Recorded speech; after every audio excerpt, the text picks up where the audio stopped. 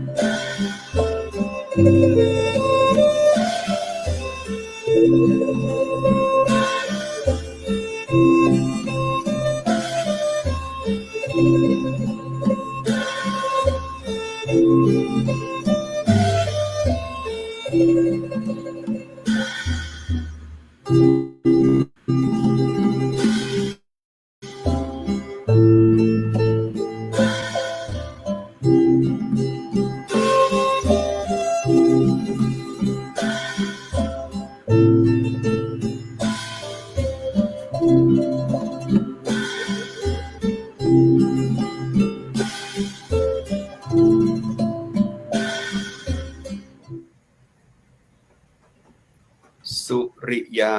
ไขแสงแห่งอาทิตย์ทุกชีวิตต้องดิ้นรนด้วยความหวังใช้ธรรมะเติมแสงเพิ่มพลังเพื่อเป็นทางตื่นรู้สู้ตัวตนอรุณธรรมนำใจให้สว่างอรุณธรรมนำทางให้เกิดผลอรุณธรรมนำชีวิตไม่มืดมนอรุณธรรมนำตนพ้นอบายตื่นรู้คิดรู้จิตไม่คิดลบตื่นรู้พบทางธรรมอันสดใสตื่นรู้ด้วยอริยสัจทางสบายตื่นรู้ใจตื่นรู้กายทุกนาทีจงยืนหยัดสู้ไปโดยตื่นรู้จงมองดูสติตรองมรรควิถีจงสำเร็จจงสมหวังด้วยความดีจงมั่งมีสีสวัสดิ์รับอรุณขอนอบน้อมต่อองค์พระรัตนตรัยอันมีคุณพระพุทธคุณพระธรรมคุณพระสงฆ์ขอกราบถวายความเคารพครูบาอาจารย์พระมหาเถรานุเถระทุกตนทุกองค์ขอความจำเริญสุขความเจริญในธรรมจงได้มีกับบรรดาญาติโยมสาธุชนพุทธบริษัททุกคนทุกท่านที่ได้ติดตามรับชมรับฟังรายการธรรมารับอรุณผ่านทางเครือข่ายของทำเป็นทีมทีวีออนไลน์ตลอดจนถึงเครือข่ายของพระสงฆ์นักพัฒนาภาคเหนือ8จังหวัดติดตามรับชมในช่องทางของทางช่อง YouTube ก็ดี Facebook ก็ดีตลอดจนถึงคลื่นสีขาวชาวประชา8จังหวัดภาคเหนือและทุกๆช่องทางซึ่งได้รับการสนับสนุนจากทีมงานของธรรมะเป็นทีมเครือข่ายพระสงฆ์นักพัฒนาโครงการหมู่บ้านรักษาศีล5มหาวิทยาลัยมหาจุฬาลงกรณราชวิทยาลัยวิทยาเขตเชียงใหม่วิไลสงฆ์ละปูนคณะสงฆ์จังหวัดเชียงใหม่คณะสงฆ์จังหวัดละปูนในวันนี้มาปกับอาตมาภาพในไทยรายการธรรมะรับอรุณในเจ้าของวันจันทร์ที่11เดือนพฤศจิกายนพุทธศักราช2567วันนี้ตรงกับวันขึ้น11ค่ำเดือนยี่เหนือบรรดาญาติโยมทั้งหลายอาตมาภาพพระมหาอนุวัตทิตเมโทเจ้าอาวาสวัดหนองปลาขอตำบลป่าซักอำเภอเมืองละปูนจังหวัดละปูนได้มีโอกาสนำเอารายการนี้มาพบปะกับทุกท่านทุกคนแห่งครั้งหนึ่งในเจ้าวันนี้ก็อากาศแจ่มใสอยู่นอกพื้นที่ไปได้อยู่ที่วัดแต่ก็สามารถที่จะมาพบปะปูจากับต่างญาติโยมสาธุชนทุกคนทุกท่านได้หากว่าช่องทางนี้เผยแพร่ออกไปแล้วท่านใดจะพิมพ์คอมเมนต์หรือปูจากันผ่านทางช่องทางเพื่อที่จะได้รู้ว่าตอนนี้ท่านยังอยู่ด้วยกันที่หน้าจอหรือได้ยินเสียงอาตมาภาพก็สามารถทักทายกันเข้ามาได้เพื่อที่จะได้พูดจากันแล้วก็ได้ทำการ แลกเปลี่ยนธรรมะกันอันใดมีข้อข้องใจอันใดเกี่ยวข้องกับธรรมะอาตมาภาพก็จะใจความหัวอันน้อยนิดที่มีได้ตอบปัญหาธรรมไปกับญาติโยมสาธุชนทุกคนทุกท่านในวันนี้เป็นวันจันทร์ที่11เดือนพฤศจิกายนก็แฮมบากิวันราชสถาวันนี้ขึ้น11ค่ำแล้วเนาะก็ในล้านนาเมืองเหนือเฮาขึ้น14ค่ำขึ้น15ค่ำเดือนยี่ก็เป็นช่วงของเทศกาลยี่เป็งแต่ละพื้นที่แต่ละวัดแต่ละวันนะตอนนี้ก็มีการตกแต่งราชวัตรคัดธงเป็นการประดับประดายกวัดวาอารามให้เกิดความงดงามอันเป็นประเพณีนิยมที่เฮาสืบต่อกันมาเจนปุมอนพิตาญาติโยมแล้วก็วันนี้อยู่ที่ไหนอาตมาภาพอยู่จังหวัดสุโขทัยก็ได้มาหันประเพณีวัฒนธรรมตั้งนี้ในช่วงฤดูกาลของการตั้งบ้านเฮาเนี่ยเป็นมีการยิเปงเนาะตั้งนี้ก็มีประเพณีของการลอยกระทงมีลักษณะความใกล้เคียงกันนั่นก็คือความงดงามทางด้านวัฒนธรรมญาติโยมทุกคนทุกท่านและนั่นวันที่14-15นี่ตรงกับยิเปงเทศกาลของเขาก็ศรัทธาอย่าไปลืมวัดลืมวาเข้าวัดเข้าวาเนอสืบหีดสืบหอยสารหีดสารหอยเฮือโลกเฮือหลานได้หันกันว่าอันนี้คือประเพณียิเปงล้านนาประเพณียิเปงล้านนานั้นเป็นจะใดพ่องคนเฒ่าคนแก่สมัยตะก่อนเปิ้นเยี่ยให้เป็นแนวทางอย่างใดหากว่าเฮาบ่สืบประสานมันก็จะหมดไปศรัทธาญาติโยมหากว่าเฮาปล่อยให้วัฒนธรรมต่างภาคอื่นหรือความนิยมเข้ามาแทรกแซงเนี่ยมันก็จะบาหันกลิ่นไอในความเป็นยี่เป็งของบ้านเฮาว่ายี่เป็งบ้านเฮานั้นเป็นจะใดเนาะญาติโยมทุกคนทุกท่านเสียงน้ำเสียงฟังเสียงก้องเสียงกองเสียงบรรทบนี่นะยังมีจิกันอยู่มีตีกันอยู่ตอนทำจบเนี่ยอันนี้เป็นความงดงามอย่างยิ่งทำมหาจาตุเวสสันดรชาดกคือเป็นมหาจาตุกันใหญ่พรรณนาถึงพระชาติสุดท้ายของพระบรมโพธิสัตว์ที่จะลงมากำเนิดเป็นองค์สมเด็จพระสัมมาสัมพุทธเจ้าซึ่งพระชาติสุดท้ายนั้นก็คือชาติที่ชื่อว่าเวสสันดรเกิดมาเป็นพญาเวสสันตระเป็นผู้ที่มีความจิตใจอิ่มด้วยการฮื้อตาลไปแต่ใดก็ให้ฮื้อตาลหมดในญาติโยมจนตาลจ้างตาลมาเพิ่นไล่ออกบ้านออกเมืองก็เพราะว่าตาลนักลำไส้คนเฮาก็แปลกมันจะมีสมัยประเดียวนะมีตั้งแต่สมัยตะก่อนละเรื่องของการดินทาว่าไล่เหล่าหน้าจาขันกันเนี่ยดังนั้นญาติโยมทั้งหลายในธรรมบทหรือแม้กระทั่งในประวัติขององค์สมเด็จพระสัมมาสัมพุทธเจ้าที่เพิ่นบำเพ็ญเพียรมาเพื่อก็ต้องปะกับบรรดามารทั้งหลายตลอดจนถึงเรื่องราวทั้งหลายเนี่ยผ่านพ้นมาเพิ่นสั่งสมปุญญาบารมีมากว่าจะให้มีความมั่นคงพร้อมที่จะเป็นพระผู้มีพระภาคเจ้าในการตรัสรู้ธรรมแล้วก็นำเอาธรรมะนั้นมาสอนให้กับดังบรรดาหมู่เวนยสัตว์ทั้งหลายอาตมาภาพนั้นในไปในอาทิตย์ที่แล้วเรื่องของการที่เฮาจะทำอย่างไรให้ชีวิตเฮามีความสุขบรรดาญาติโยมชีวิตเฮามีความสุขได้อยู่บนพื้นฐานแห่งความพอก็คือพอดีนี่แหละมีความพอดีและวันนี้จะเสริมให้ญาติโยมทุกท่านทุกคนว่านอกจากความพอดีแล้วเราควรจะทำอย่างไรเพื่อชีวิตเรามีความสุขในแต่ละวันบางคนนี่ตื่นมากังวลและญาติโยมวันนี้จะเยอะอะไรอย่างจะปะอะไรอย่างพองจ้านะจะเยอะจะใดบางคนก็กึดหน้ากึดหลังกึดลืมแล้วกึดลืมแหมกึดไปถึงเรื่องราวในอดีตพ้นปีกมาโดยเฉพาะคนเฒ่าคนแก่นี่นะอยู่บ้านอยู่จองนี่บ่ว่าจะเป็นซึมเศร้าในคนเฒ่าเพราะอะไรอย่างเพราะกึดกับเรื่องเก่าเรื่องหลังมาวันอยู่บ้านคนเดียวลูกหลานก็บ่อยู่ตัวเขาออกบ้านออกจองไปหมดแล้วตัวพี่เฮ้ยเขาไปเยี่ยการพุ่นแม่ก็นั่งง่อมนั่งเหงาอยู่เนี่ยนะอีพ่อก็นั่งง่อมนั่งเหงาอยู่เนี่ยกึดถึงเรื่องเก่าเรื่องหลังกึดไปปุ่นสมัยทำงานอยู่ที่หั่นกะเยี่ยการอยู่ที่หั่นปะคนจะอันปะคนจะอีเนี่ยซับสนวุ่นวายไปกังวลเกิดประจักรให้อย่างเยี่ยอันหาเนี่ยตึง วันนี้บางคนนะทองบาทหนึ่ง40,000ปลายก็ถึงมา20 ปีที่แล้วทองมันแบบปันกว่าบาท1,000 กว่าบาท2,000ก็ณตอนนั้นว่าเอ๊ะก็เขายังซื้อตั้งแต่ตอนนั้นมาเดี๋ยวนี้ก็เป็นเศรษฐีแล้วกันนะบาทปันมาแลกกับบาท40,000บาทเดียวมันต่างกันเนาะญาติโยมเนาะเพราะว่าอดีตมันก็คืออดีตมันผ่านพ้นมาแล้วแล้วก็กล้าเงินในแต่ก่อนเนี่ยกว่าจะเสาะหาสตังค์กันได้แต่ละบาทแต่ละสตังค์มันยากมันลำบากมันแบบเหมือนปัจจุบันนี่กล้าเงินมันสูงขึ้นแต่มูลค่ามันต่ำลงถ้าหากว่าเราเปรียบเทียบกันไปแล้วในสถานญาติโยมทั้งหลายอาตมาภาพหันว่าบางคนว่ามีวันหนึ่งเนี่ยมีตังค์100เนี่ยกินข้าวน้ำกินข้าว1 คาบนี่บ่พอเพราะอย่างญาติโยมทั้งหลายก็เพราะว่าเราจะต้องเอาสตังค์เป็นแหลกเอาข้าวเอาน้ำมาข้าวประจานหนึ่ง70-80ละน้ำก็แก้วหนึ่ง40 บาทยังถูกนะชาชักกะอยู่ข้างตังนี่ก็25 บาทนะถ้ามีตังค์20 บาทหรือกินน้ำได้แล้วเนาะน้ำบาดาลก็ขวดแต่ก่อนนี่เขาเสาะกินกันน้ำตามตาตามห้อย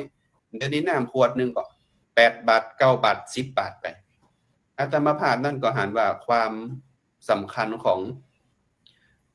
ปัจจุบันเนี่ยญาติโยมมันผ่านพ้นมาด้วยความเปลี่ยนแปลงหลายอย่างแต่นั้นอาตมาภาพอยากจะให้ศรัทธาญาติโยมได้มองว่าวิธีการสร้างความสุขเนี่ยเขาอย่าไปกังวลกับอดีตอย่าไปกังวลกับอดีตว่ามันผ่านพ้นมาแล้วมันเปลี่ยนจะได้ฮะอย่าได้เฮาอย่าบ่อย่างอันอย่าได้เฮาอย่าบ่อย่างนะอันก็ได้ดีไปแล้วกันบางคนคิดจะอันหรอคิดใหม่ฮู้นะฮู้เนี่ยคำว่าฮู้เนี่ยมันพอสมควรความมือเฮามันมีความตุกการถัดมาก็คืออย่าไปกังวลกับอนาคตที่ยังไม่มาถึงบางคนกังวลอนาคตยังมาถึงเหรอวันพุกจะเป็นยังไงฮะวันฮื้อจะเป็นยังไงกึดไปก่อนละบ้านเฮานี่บ้านเฮาละปูนเชียงใหม่ลำปางแม่ฮ่องสอนตั้งเหนือเฮานี่นะกึดเผื่อไปก่อนละมกรากุมภามีนาเพราะว่าหมอกควันมาคุณจะไปอยู่ทางใดเนี่ยแซ่บผู้ดังแหมแล้วเนี่ยนะอันนี้มันเป็นการกังวลในอนาคตที่ยังมาบ่ถึงบางคนก็กังวลปีนี้น้ำหนักขนาดนี้พยากรณ์อากาศหมู่นักวิทยาศาสตร์บอกว่าปีหน้าจะหนักกว่านี้แหมกังวลไปละเอียงได้ขายบ้านดีกว่าขายบ้านนี่น้ำท่วมมันซะนี่หลายตีหลายต่างดังนั้นเราก็ต้องทำปัจจุบันนี้ให้มันดีที่สุดอย่าไปกังวลกับอนาคตที่ยังมาไม่ถึงเพราะว่ามนุษย์เนี่ยจะร่วงรู้เลยว่าวันพรุ่งนี้จะมี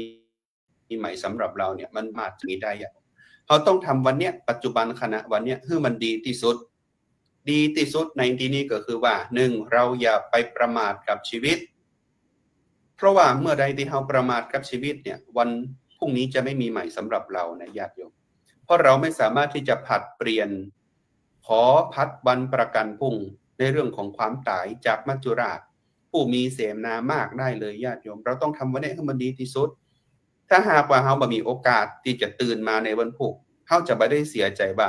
เรายังไม่ได้ทำอะไรอย่างในวันนี้1อย่าได้ประมาทกับชีวิตอย่าได้ประมาทกับเวลาอย่าได้ประมาทกับวัยว่าเรานั่นยังหนุ่มยังน้อยยังบ่ทำเตื้อบุญน่ะยังบ่เข้าวัดเข้าวาเตื้อปล่อยค่อยเท่าก่อนค่อยเข้าวัดเข้าวา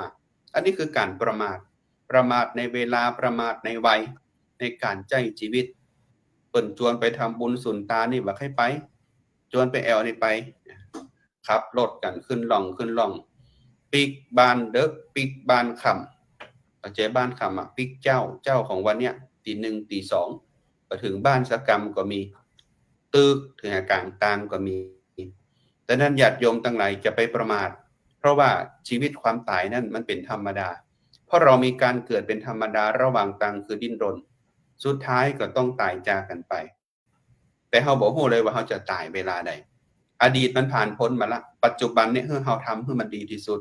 อนาคตมันก็ยังมาไม่ถึงเมื่อยังมาไม่ถึงเนี่ยถามว่าเราวางแผนอนาคตได้คือวางแผนได้แต่เราต้องวางแผนด้วยความมีสติด้วยความมีปัญญาและดูประมาณของตนเพื่อที่จะทำให้เรานั้นใช้ชีวิตในปัจจุบันขณะนี้ยังมีความสุขแถมอย่างหนึ่งญาติโยมทั้งหลายคือการเจริญมรณานุสติการเจริญมรณานุสตินั้นเป็นอย่างไรญาติโยม เราจะทำให้ชีวิตเรามีความสุขโดยการเจริญมรณานุสติอย่างใดนั่นก็คือว่าเราต้องคิดว่าวันนี้เป็นวันสุดท้ายในชีวิตของเราละถ้าหากว่าเราคิดว่าวันนี้เป็นวันสุดท้ายในชีวิตของเราจะสามารถอยู่ด้วยกันในครอบครัวในสังคมได้ด้วยความบ่ประมาทจะคิดว่าเนี่ย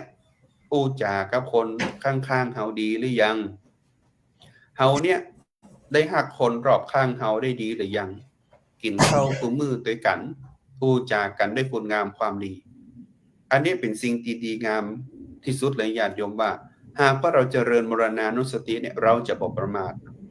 เพราะว่าเราจะไม่รู้ว่าพรุ่งนี้จะมีใหม่สำหรับเราไหมและเราจะหักคนรอบข้างอันนี้เป็นสิ่งที่ทำให้เรามีความสุขญาติโยมตั้งหลายบางคนแบกตุกไว้ถามว่ามันตุกเพราะอะไรอย่างญาติโยมตุกเพราะตัณห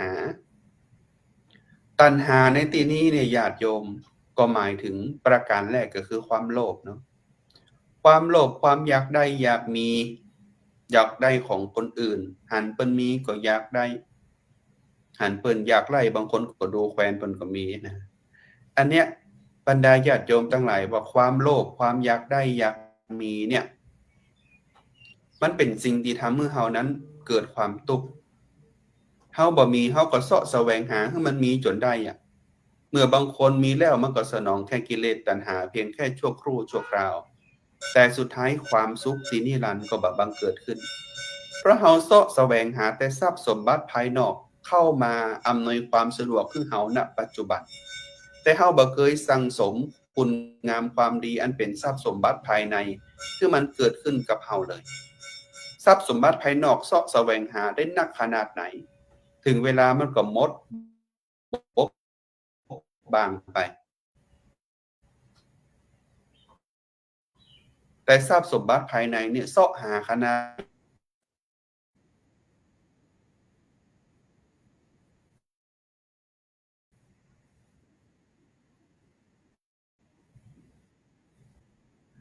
แล้วเขาตายจากโลกนี้ไปแล้วเนี่ยถ้าวันพุกเขาตายเขามีสตังค์อยู่เนี่ยถามว่าสตังค์เป็นของใครเป็นของเขาก็เขาเอายัดใส่ปากไปก็ต้องเอาไปต้วยมาได้ในเหรียญเนี่ยนะเหรียญที่ไปเอายัดปากที่อมเหรียญเนี่ยนะเป็นเบคติว่าแม้กระทั่งสตังค์เหรียญเนี่ยก็ยังเอาไปต้วยมาได้เนี่ยถึงเวลามานิสับเปลือกก็ควัดออกปากเนี่ยเงินปากผีนั่นก็สร้อยแหวนเงินทองนาฬิกาใส่มูลค่าบ่ฮู้กี่10 ล้าน100 ล้านสุดท้ายมาปุ๊บก็เอาไปไม่ได้สักอย่างแต่คุณงามความดีอันเป็นคุณสมบัติบนเฮาว่าทรัพย์สมบัติภายในทานศีลภาวนาลักๆเนี่ย3อย่างเนี่ยบุญกิริยาวัตถุเนี่ยคือเฮามันสร้างไว้ให้เป็นทรัพย์สมบัติภายในเป็นอานิสงส์ที่จะเติมตุ้มเฮาเพื่อเฮามีความสุขโดยเฉพาะเรื่องของคำว่าภาวนานี่ญาติโยมหมายถึงการสร้างคุณงามความดีตั้งมั่นอยู่ในคุณงามความดีเฮาบ่เบียดเบียนผู้อื่นเฮาบ่ไปลักไปจกไปจริงของผู้อื่นตลอดจนถึงเฮามันสร้างคุณงามความดีในการรู้หน้าที่ของตนเนี่ยก็เป็นการสร้างภาวนาแล้วภาวนาในที่นั้นต้องรู้ตนรู้ตัวมันจะเป็นการสร้างคุณสมบัติอันเป็นทรัพย์ภายในเติมตุ้มเห่าตึงมดตึงมวลดังนั้นทานศีลภาวนาเป็นแนวทางในการสร้างที่เรียกว่าสร้างสมบัติภายในให้เกิดขึ้นกับเฮาได้อันนี้ประการแรกแล้วนะความโลภอยากได้มันนำมาซึ่งความทุกข์แต่เฮามีวิธีแก้ไขก็คือว่าเราต้องสร้างคุณสมบัติคือทรัพย์ภายในให้ได้อย่าแสวงหาทรัพย์สมบัติภายนอกให้มันเยอะแต่บางคนบางท่านก็บอกว่าถ้ามาแสวงหาทรัพย์สมบัติภายนอกทุกปีไปอยู่ตามหมู่ข้างหนตาหนตางก็กลายเป็นคนเล่ร่อนบ่มีที่อยู่เหมาะเขาก็จะดูแคว้นเฮาเหมาะนะอันนั้นก็คือหาให้พอดีกับตนให้มันพอประมาณกับตนประการถัดมาญาติโยมทั้งหลายตัณหาข้อที่2คือความโกรธที่ทำเมื่อเฮานั้นเป็นทุกข์ตัณหาข้อที่2คือความโกรธทำให้เฮาเป็นทุกข์คือโทสะคือไฟที่มันเผาผ่านจิตเผาผ่านใจ ทำให้มนุษย์ทั้งหลายนั่นเกิดความเศร้าหมองในใจเพราะว่าไฟความโกรธนั้นมันเผาผ่านอยู่ใครคนใดคนหนึ่งที่มาทำให้เฮาโกรธแบบบ่มีเหตุผลนี่ก็มีนะบางคนปะหน้ากันถูกชะตาแต่ว่ามันน่าจะผูกกรรมผูกเวรกันมาตั้งแต่อดีตชาติปางก่อนก็หาเกิดไปอย่างหลายอันสถาญาติโยมดังนั้นความโกรธก็ทำให้เฮานั้นเป็นทุกข์ได้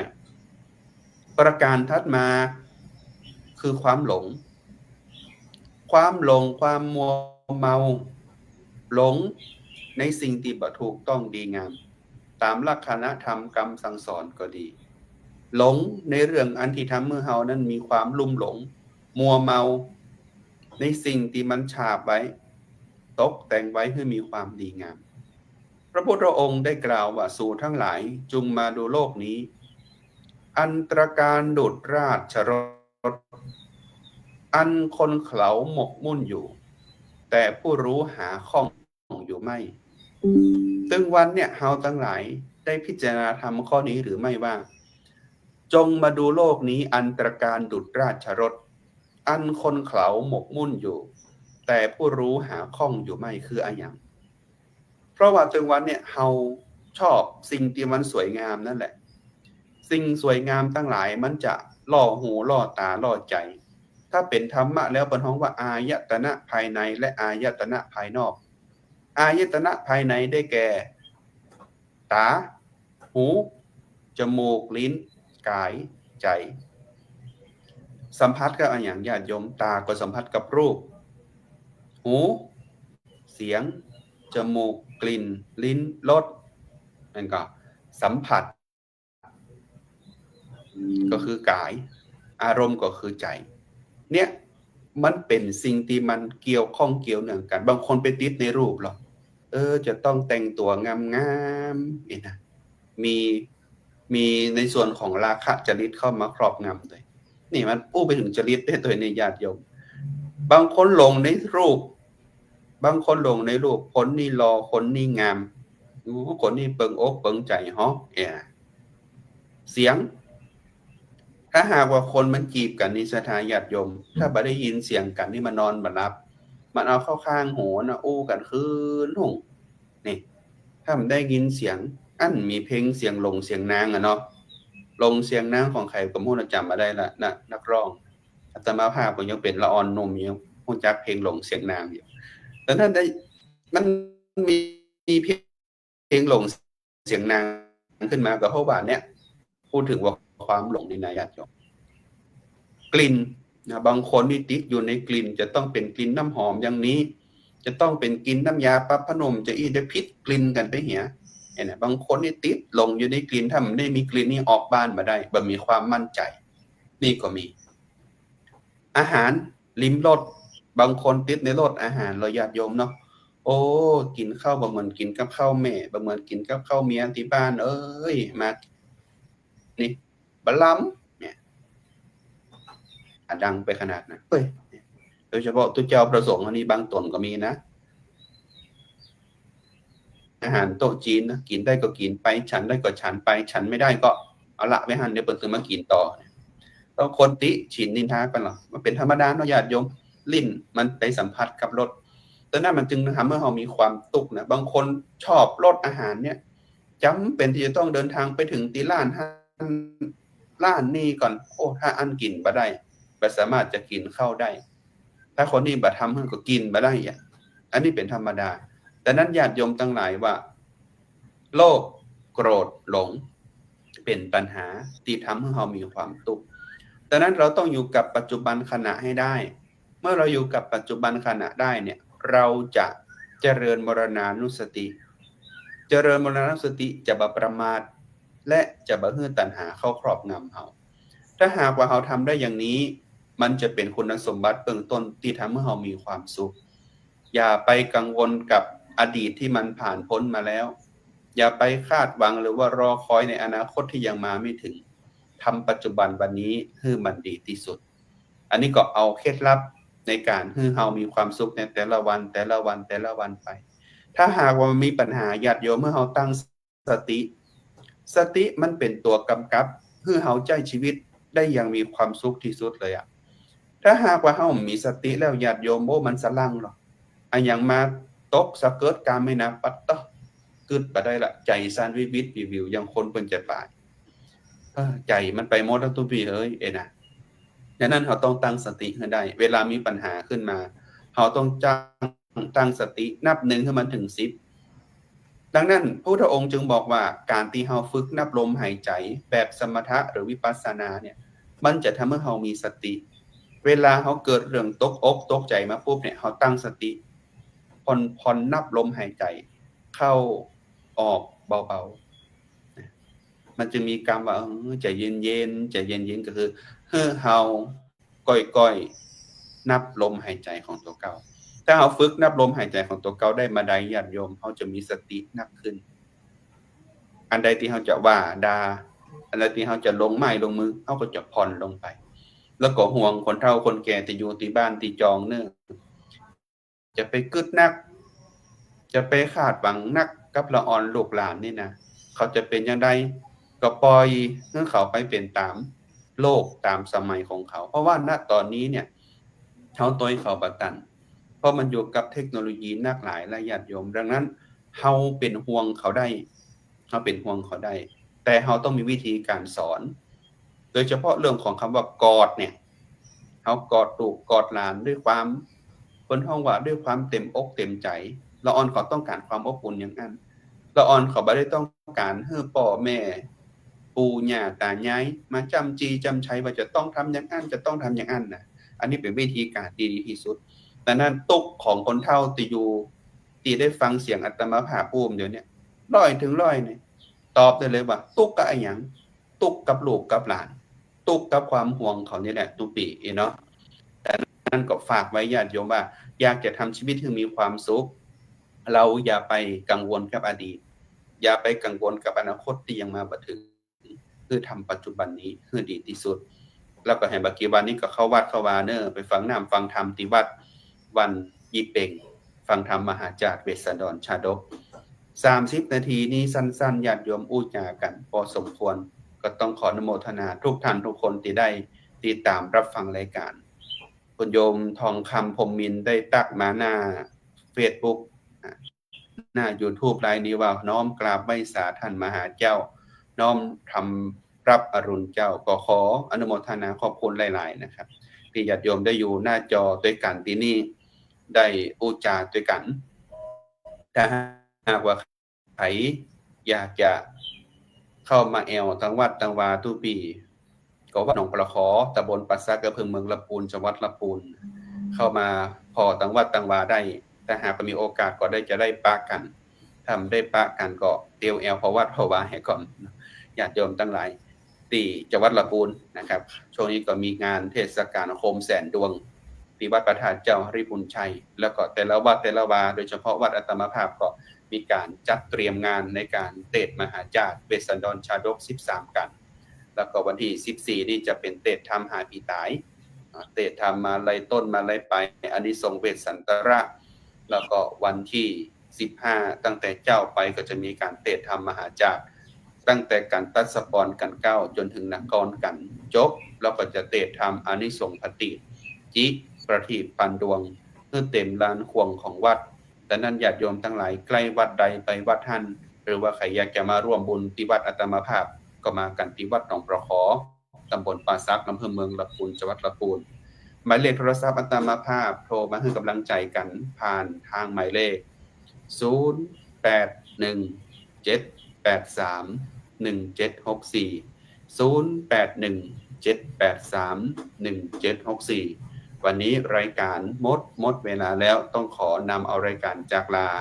ท่านผู้ชมท่านผู้ฟังทุกท่านทุกคนไปก่อนบุญใดกุศลใดที่เฮาได้ร่วมกันในการฟังน้ำฟังธรรมตั้งแต่เจ้าขอเพื่อเป็นสติพยาปัญญาประคับประคองญาติโยมเพื่อได้มีชีวิตอย่างมีความสุขตลอดวันขอเดชะพระพุทธรัตน์กำจัดทุกข์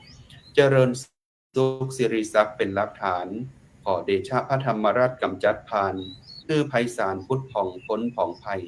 ขอเดชะพระสังฆรัตน์กำจัดโรคให้เสื่อมโศกสืบชนจนเกินไข ขอเดชะพระไตรรัตน์เป็นชัดชัยเจริญวัยเจริญศรีทวีเทินขอเจริญพร